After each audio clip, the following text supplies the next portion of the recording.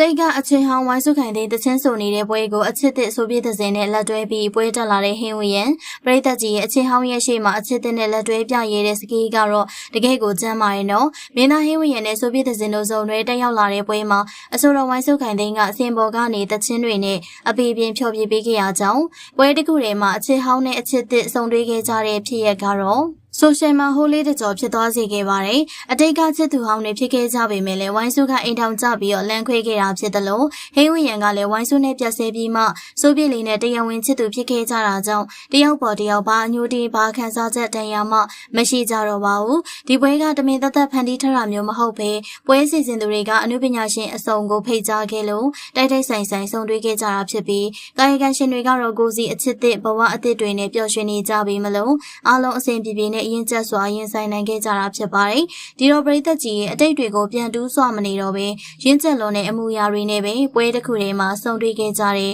သူတို့၃ယောက်လုံးရဲ့မြင်ကွင်းလေးကလူသဘောကိုစောင့်နေစေပါတယ်။ဘလောက်ပဲချစ်ခဲ့ရေးစက်မပိုင်ရင်မဆုံနိုင်ဘူးဆိုတော့အတံဝေကရစေခဲ့ပါရဲ့နော်။မှတ်ချက်လေးကိုလည်းပြပြခဲ့ကြပါအောင်ရှင်။